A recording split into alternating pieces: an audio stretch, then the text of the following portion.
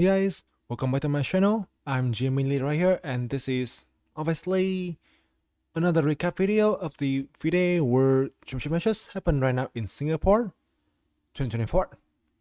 So, as you know, after two games, we have Ding Liren who is leading for like 1.5 to 0.5, right?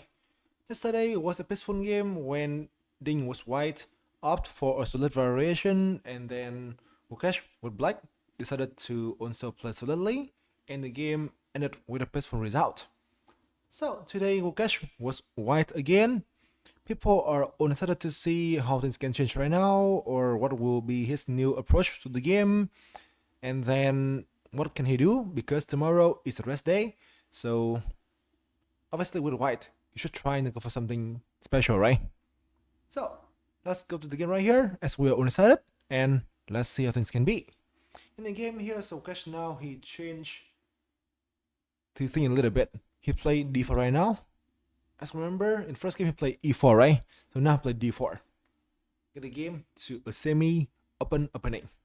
Knight f6, knight f3, d5, c4, e6. So Gukesh, I think, is known to play plenty of Catalan variation. So in fact, I don't expect the Catalan, but here in the game, he played a relatively rare line. cd5, bd5, c3, 6. Obviously, the main thing, defend upon d5, quite common stuff. c2. This is a book move and also one of the best way here to fight for an edge. If white went for a very typical pin here, black just play it here, and this one doesn't really do much because right now black can have a very simple development and we have no trouble at all. So right here, this way is a modern way to play for an edge. You know, the bishop here normally is always the way to try to equalize the easiest for black. For instance, if you play here, right? g5 here, and then the game can get back to the, queens can be declined, a very personal and modern line, right? But in the game here, so black plays g6. So I know this a little bit because I also play one for white sometimes, and also I did see a game with this variation. So in the Olympia 2024, which happened in Hungary before, like 2 months ago, right? So in round 7, is it round 7? No, sure, it's round 6. It's round 6. So our team play against Team China, and then in board 2, my teammate Wen Trongsan play against Wei from China. So in that game, I still remember pretty well. In the game, my teammate played bishop g5 here. In the game, bishop e7, e3, bishop f5, bishop d3, threats, and we play knight d7 right here. And my teammate here opt for a draw. g4 here, go home, and then they agree to a draw by repetitions. So here, but that is like the way to play. But normally that will not bring white an edge at all. So in the game, Gukesh went for obviously a very modern line, much rather line, but obviously his team must work with that in depth. He play 3 to cover this g4 move. At first, it seems to be somewhat odd, right? Because okay, so what's the point, especially when you cannot really prevent bishop f5? But it's also simple. Here, so in Chatacom files, there are only 7 games here. Only 7 games, So not that many games, obviously. But there's some strong players like Shirop, Nepomniachtchi, Irigasi, or Baria, on place well, right? So the line may be, in fact, quite fun to try. So here, somehow, only games here, black bishop f5. But I think that right now, after this game, I think h3 will become like a very common weapon. But I really feel that black can do something else. I feel like after this game, black can play queen c7 or something else, I don't know. But I feel that right now, this bishop f5 here may be forgotten or probably maybe like replaced after this game. So in the game, Ding to bishop f5, b3, take pawn on b7. If you play here, defend a pawn, right? White actually can try to go for this one. Black can take probably, but you need to know the thirds in depth, right? If not, we just lose the rook on the corner. Here must play queen d6 right here, and then queen e8, queen b4 looks good for black. So he must play e3, queen b4. This one, which I think Gukesh should have also prepared to death. So in the game, queen b6, still understandable stuff. g4. This is the whole point of h3, I guess. So here I did went to Daniel's streams. I did go to Chattercom streams as well too, and people are on discuss about on the possibilities that Black can play here. He has many choices available. In fact, so if I were Black here, I don't know the line, I might go bishop to it myself. This one actually is also played by the formation as well, right? But then bishop f4 can be a thing, I guess so. Also here, like I think Kramnik plays g2, and in the game between Kramnik and Nepomniachtchi, Nepo play h5, g5, d7, and then Gasso was right here, played by Kramnik. Bishop d6 here, and then e4. Somehow with, I think, a very comfortable game here for white. For instance, c5, right? I think can lead to a pretty good play here for white. In the game, somehow Nepomniachtchi won, but obviously this should be, I think, a pretty good choice. So by playing this, I think we now need to understand that although this is the second time in a row with white pieces, Gukesh plays g4, but this is a different approach compared to the first game. Although this seems to be an aggressive choice, here white in fact is looking for some positional buying when he can try to ride black down in a long run, also trying to get some more space. So here that question to Daniel, like, okay, why black cannot play this one, for instance, right? Bishop e4, g2, and here now so g5 can be a threat, right? To take the bishop on e4. So this one, for instance, can be a thing. Maybe the development seems a bit odd here, but now g5 is covered, so I'm also wondering what does white has in mind. Also, I'm also very curious what will Gukesh play, in this case. But this one is completely equal according to the engine, but still, still completely unexplored, right? In the game, I think Ding Liren went for the main thing. Queen b3, b3, and c2. I don't know. For me, this one is a little bit risky to go for. Like, it is quite clear your opponent will just prepare this in depth, right? So I think it's gonna be safer to play bishop here, just in case you don't know about theories. You can see in the game here as well too.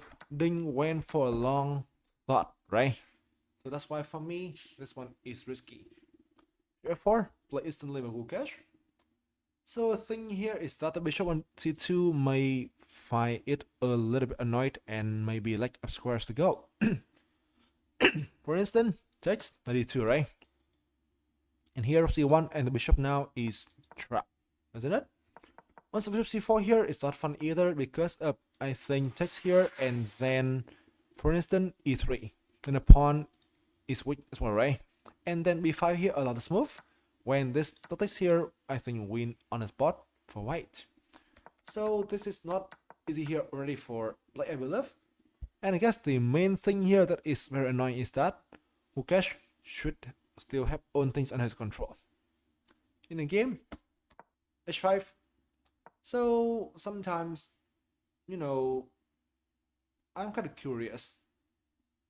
I actually I don't know what I said sometimes, but when I see the game, I wondered why h5 is a thing that people play a lot. I guess that people want to get a square again for the bishop, but then it might not be easy to, make that work. So I think why don't they try something like bishop b4, for instance, which I think looks like simpler option to me.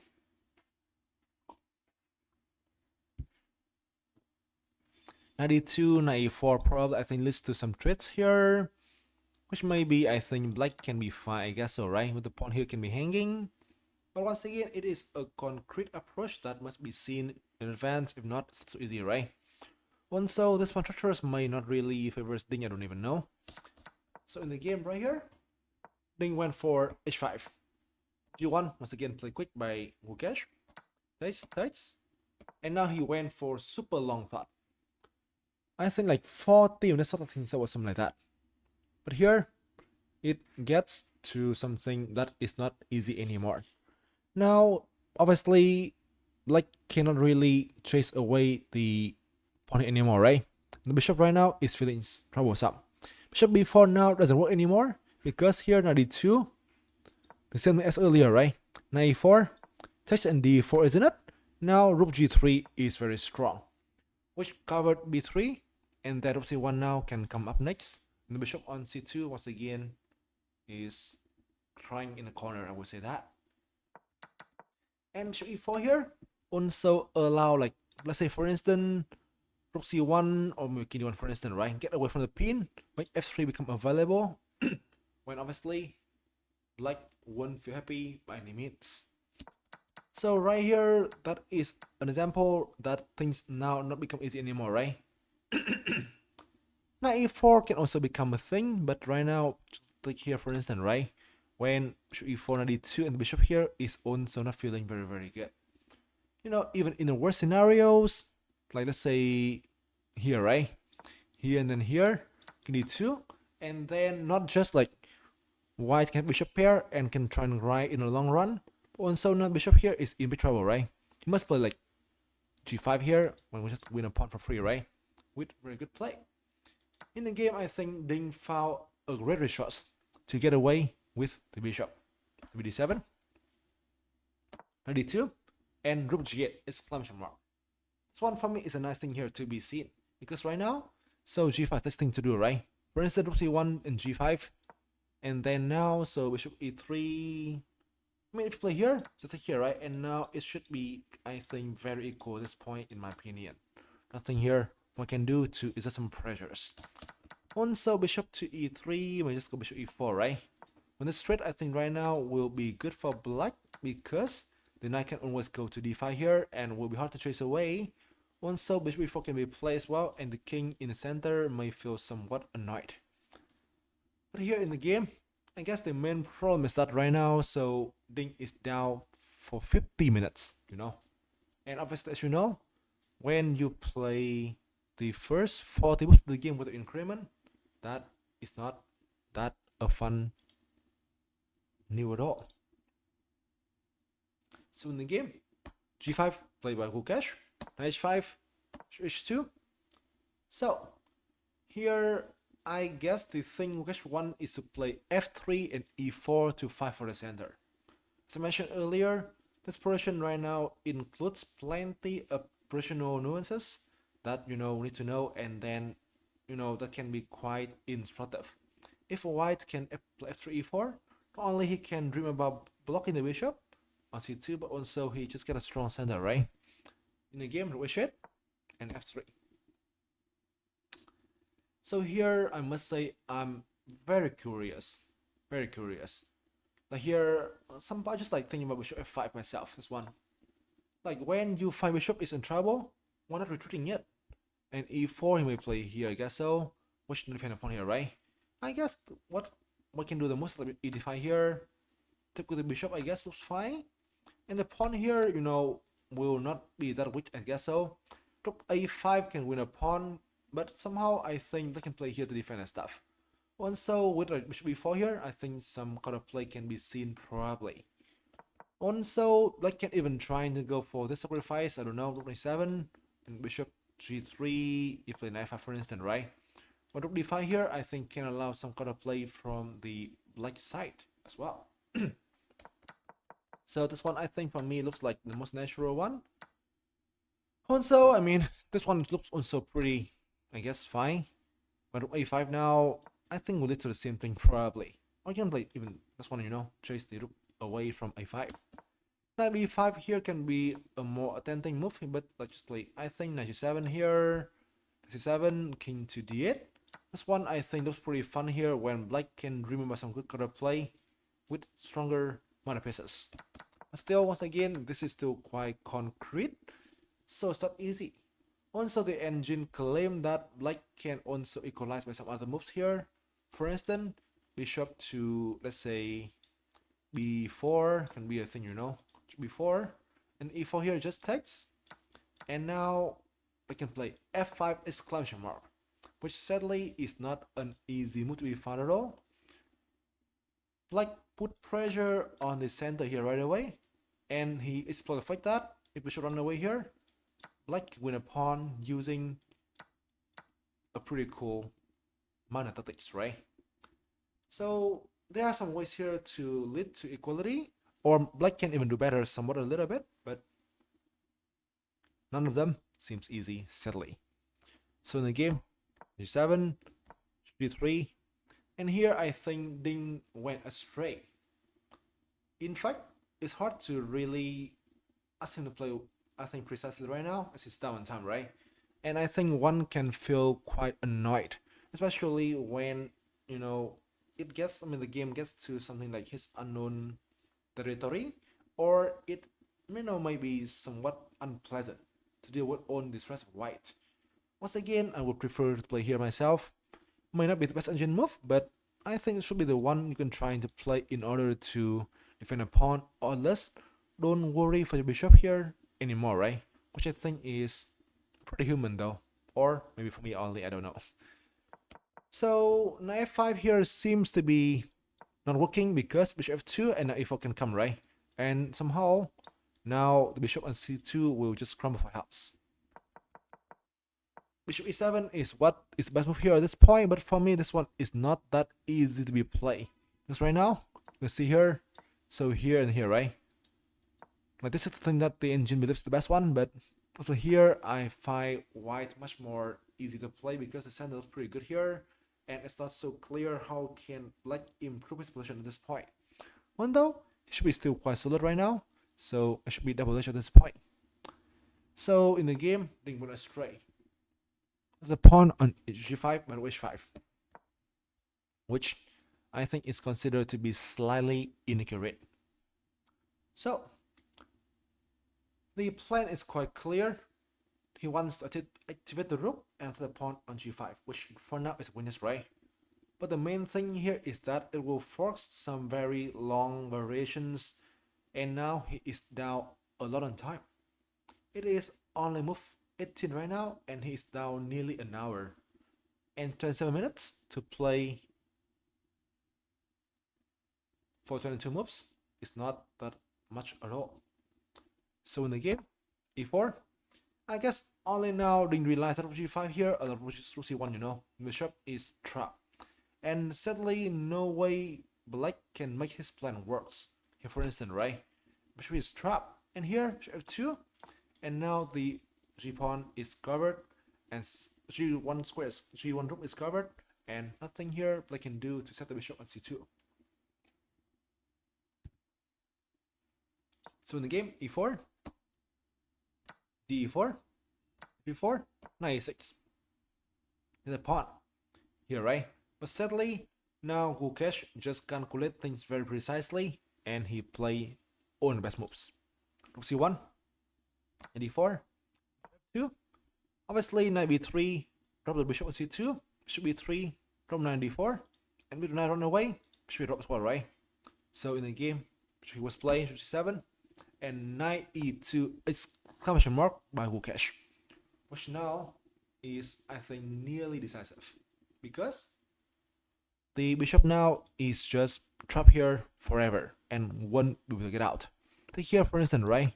And now bishop will be dropping. But then if not, what to do, right? In the game, Ding trying to play on by giving away the piece for the 2 pawns. Maybe 3. Take here, this here. For now, rook d2 is wrong because of knight e5, guys, when there can be a triple fork here, right? And rook g3 allowed boom when Black can still survive. So in the game, d2, knight e5, and knight d4 defend against f3. Bishop g2, rook g5 is also wrong, right? This one makes own sense. So now, let's talk about the material imbalance first. White is having a bishop for 2 pawns, but somehow his pieces looks pretty good. Bishop pair looks quite strong right here, and there can be plenty of activities right now for white, right? For Black, he needs to prove that he get enough compensation for the piece, but it's not easy at all to do that. 2 pawns are not enough, and the pawns are not even advanced as well, right? So this one is already closed. I think lost for black. Moreover, he's down time a lot, right? Group D8, fair enough. King E2, defend F3 and also get away from the pin. On completely fine. Rook H2, looking for tricks here.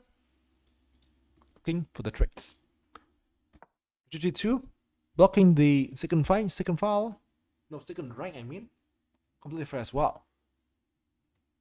Knight G4 here, just Knight F3, you know, and then the rook here is no threats, and the bishop, the pawn can also fall as well, right? So now, then just gonna look for tricks. In the game, A6. A modest move, but make this pawn here now come away, right? And so Knight G4 can become a threat. In the game, group B3 was played once again a very class move here by Gukesh, because on Knight G4 allow knight to F3, bishop here can run away, right? Also, I'm sorry that I'm speaking a bit too fast here at some point.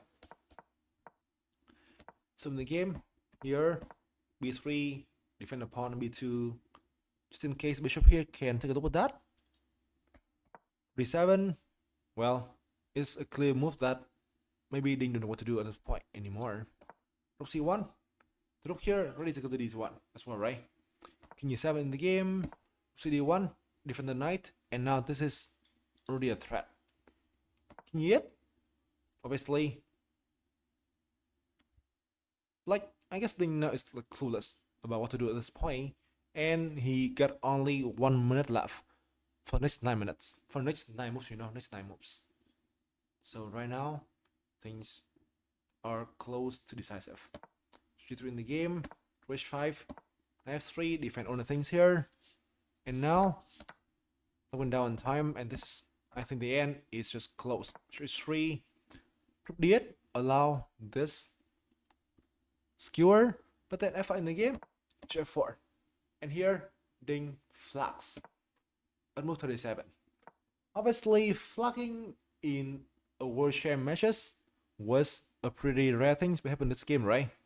So, Gukesh managed to equalize the score. It is 1.5 to 1.5 after 3 games. This game, I think we should give credits for Gukesh and his team for a very well prepared, I think, opening, and then somehow they managed to put pressure on Ding, right? Who I think was unknown about the line, and then was, you know, forced to spend so much time on the clock. So obviously here we can now question about Ding's, I think, time management. Like, why I need to spend so much time on the clock, right? So that's what it is. And right now, the score is level. I think we can realize that right now, Gukesh, he seems to be doing quite better in the opening phase. Almost at one time, and seems to deliver some more surprise to the match.